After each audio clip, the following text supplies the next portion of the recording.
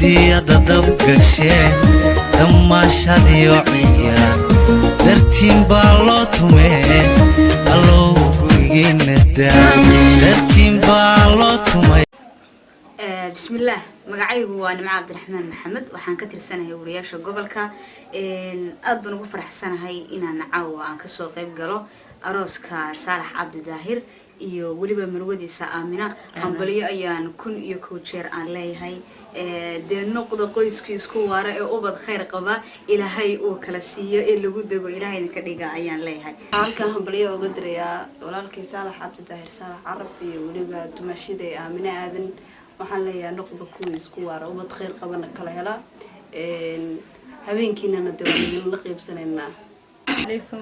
halkan waxaan hambaliyo aroos uga direeyaa caruusada aroosada damaanaha isdoortay oo magacooda la kala yiraahdo Aamina Aadan Maxamed iyo Saalax Cabdi Daahir Axmed waxaan leeyahay kuwii isku waara wiil iyo aan gabar iyo aan basbash iyo barwaaqo waxaan kaloo ku darayaa in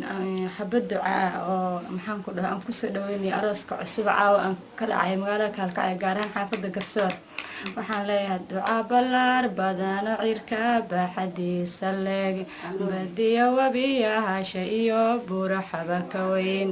amuuda sideedu weyn oo cariga ka badan ee allow kumanayso khayran la miisi karin awlaad baa la isku faashay farax la kula.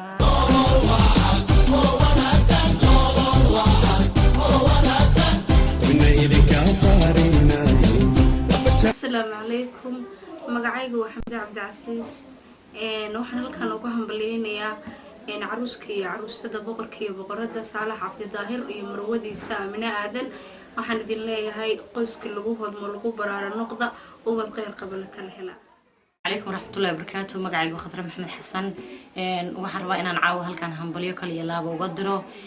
ولا شيء آمين آدن يسدو كلا ولا كي صالح عبد الظاهر أحمد أراس كودن وكان عقال كعيو آد بنقول فرح سنة هاي وحن فرح سنة هاي نعاوه هل كان همبليو وقدره قربه هيجا ولا لهاي أصحابها إن بدن سوي أراس كودا